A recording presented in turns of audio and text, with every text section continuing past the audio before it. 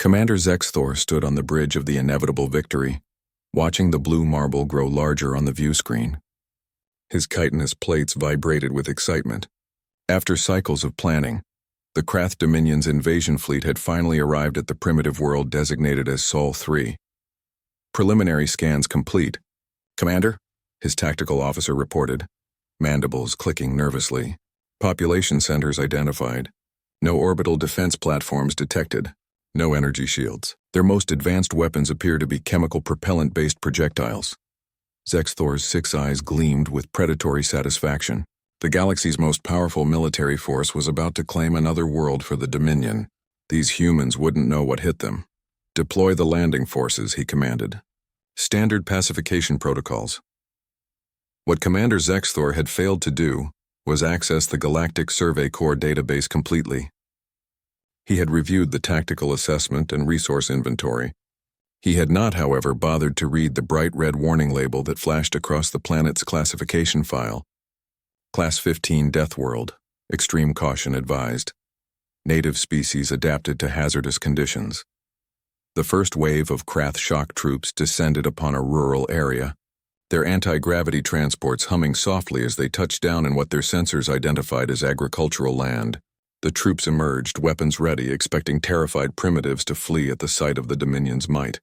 Instead, they found themselves surrounded by fauna that had no right to exist. Trooper Veclin was the first casualty. A creature the locals called a brown bear had been fishing in a nearby stream. The bear, disturbed by the landing, charged at the invaders with a roar that shook their exoskeletons. Veclin fired his plasma rifle, striking the beast twice in the chest. The bear stumbled, roared again even louder, and continued its charge. It took 6 more shots before the creature finally collapsed, by which time it had mauled 3 soldiers. What kind of world breeds creatures that can survive plasma fire? Veclin gasped into his communicator, his green blood pooling beneath him. The answer, had he lived long enough to learn it, was a Class 15 Deathworld. As the Krath spread across the planet, attempting to establish control, they encountered nightmare after nightmare. In Australia, an entire platoon was decimated by creatures the humans casually referred to as spiders and snakes, creatures whose venom could kill a Krath warrior in minutes. In Africa, something called a hippopotamus crushed an armored vehicle with its jaws. In the oceans, creatures called Orcs demonstrated tactical coordination that rivaled Krath military doctrine, but the fauna was only the beginning of their problems, Commander. Zexthor received increasingly frantic reports from the surface. His troops were experiencing equipment failures at an alarming rate. Weapons corroded. Armor seals broke down. Soldiers collapsed from mysterious ailments. "Commander," his science officer reported, his voice trembling. "The planet's atmosphere is highly corrosive. It contains 21% diatomic oxygen. That's enough to oxidize our equipment rapidly. Additionally, the microbial life is extraordinarily aggressive. Our troops are being infected by what the locals call bacteria, faster than our medical teams can treat them." "How do the natives survive?" Zexthor demanded. They breathe the oxygen, sir. They've evolved to require it, and their immune systems are constantly at war with the microbial life. Every human is essentially a walking battlefield." Zexthor felt a chill run through his carapace. What kind of species evolved in such conditions? He was about to find out. The humans, after their initial shock, had begun to organize. Unlike the dozens of species the Krath had conquered before, species that fled or surrendered when faced, with superior technology, the humans adapted with terrifying speed. Resistance fighter named Sarah Chen led a group that captured a Krath patrol using nothing but improvised explosives made from agricultural fertilizer. A former military officer named James Murphy organized guerrilla strikes that exploited the invaders' vulnerability to Earth's environment. Deliberately contaminating water supplies the Krath tried to purify, and setting fires that filled the air with smoke the aliens couldn't filter. In China, a farmer discovered that Earth's common cold virus was lethal to the Krath.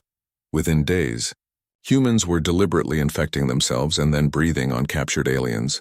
The Dominion's medics were helpless against Earth's endless arsenal of pathogens. But what truly broke the invasion was Earth's wildlife fighting alongside the humans. A special forces team in India deliberately lured a Krath battalion into territory controlled by a Bengal tiger. In Brazil, humans used knowledge passed down for generations to guide swarms of army ants toward alien encampments.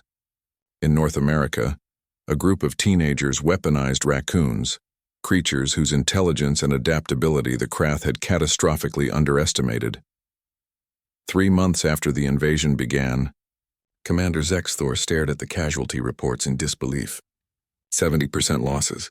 70%, against a species that hadn't even achieved faster-than-light travel. "Retreat," he ordered, his voice hollow. "Full withdrawal. Mark this system as forbidden territory."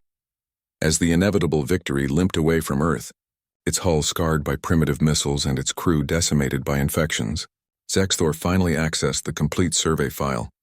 The words burned into his vision.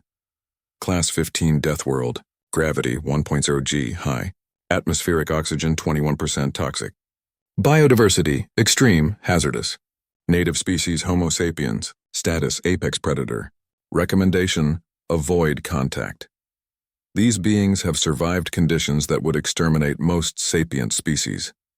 They have militarized every aspect of their existence, from their microscopic immune responses to their planetary ecosystems. They do not simply survive their world, they dominate it. Any species capable of thriving on a Class 15 death world should be considered extremely dangerous. At the bottom of the file, in text that pulsed red, was a final note added by a galactic survey scout who had observed Earth from orbit decades earlier. Witnessed native humans engaging in recreational activities on their world. They climb mountains for fun.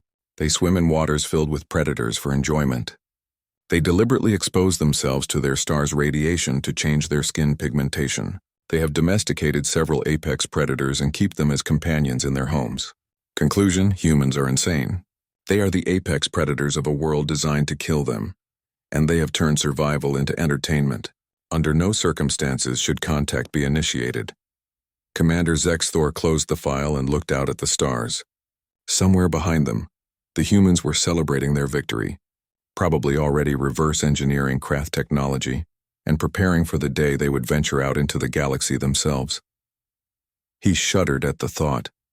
The galaxy, he realized, was not ready for humanity, and after today neither was the Krath Dominion.